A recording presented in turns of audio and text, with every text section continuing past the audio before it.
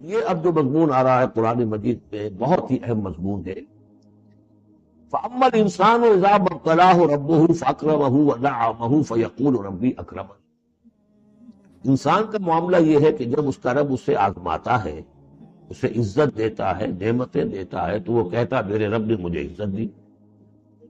وَأَمَّا إِذَا مَا ابْتَلَاهُ فَقَدَرَ عَلَيْهِ رِزْقَهُ، جب اسے آزماتا ہے اور اس کا رزق جو ہے اس پر تنگ کر دیتا ہے، راشننگ کر دیتا ہے، تھوڑا تھوڑا دیتا ہے.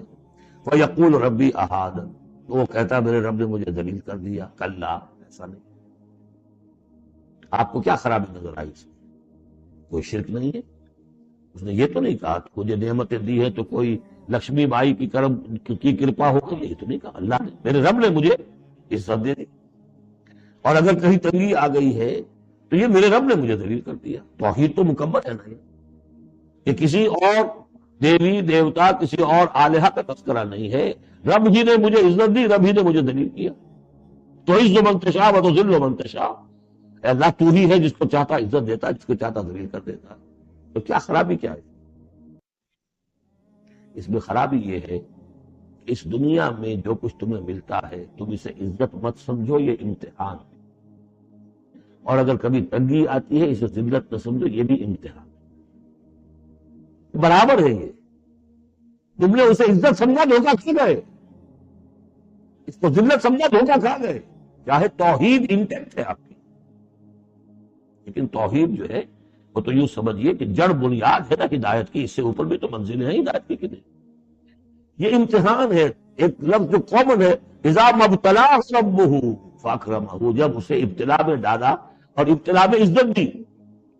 دیکھیں اب کرتا کیا ہے، صبر کر، یہ شکر کرتا ہے. اپنی جو بھی ہم نے اس کو نعمتیں دی ہیں وہ حقداروں کو ان کے حق ادا کرتا ہے کہ نہیں کرتا ہے.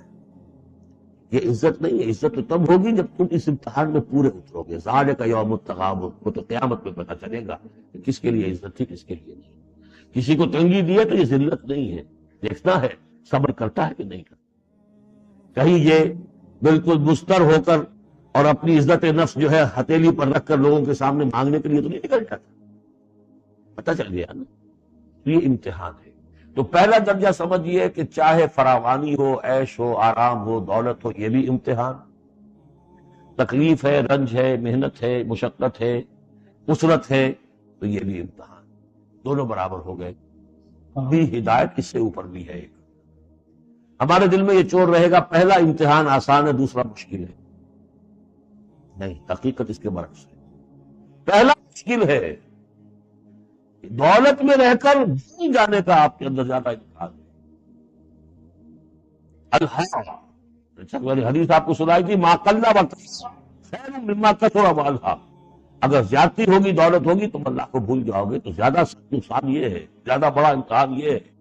اور اگر ناپ تول کر مل رہا ہے تو ہر وقت اللہ یاد رہے گا. یہ ہلکا ہے، اگر حقیقت وہ بھاری ہے. اور اسی میں وہ واقعہ نوٹ کر لیجئے امام احمد ابن حنبل رحمۃ اللہ علیہ کا، کہ جب وہ مار پڑ رہی تھی کہ جس کے بارے میں الفاظ ہے کہ ہاتھی کو بھی وہ مار پڑتی تو بالبلا اٹھتا، اس وقت آنکھوں میں آنسو نہیں آئے. کب آئے؟ جب بادشاہ وقت، خلیفہ وقت کا ایلچی آیا ہے اشرفیوں کے توڑے لے کر کہ یہ بادشاہ نے آپ کے لیے نذرانہ بھیجا. تب رو پڑے، اے اللہ میں اس امتحان کے قابل ہوں. یہ امتحان سخت ہے.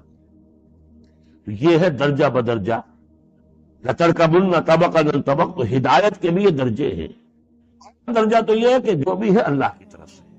تنگی ہے تو اللہ کی طرف سے، اور فراوانی ہے تو اللہ کی. یہ توحید تو پوری ہو گئی آپ کی اللہ کی طرف سے. لیکن اس میں اب آگے درجے ہیں. یہ امتحان ہے، یہ بھی امتحان، وہ بھی امتحان. اس اعتبار سے دونوں بھی امتحان ہیں. یہ دونوں برابر ہیں. اس سے بھی اوپر یہ ہے، وہ امتحان مشکل ہے فراوانی والا، اور یہ امتحان جو ہے یہ آسان.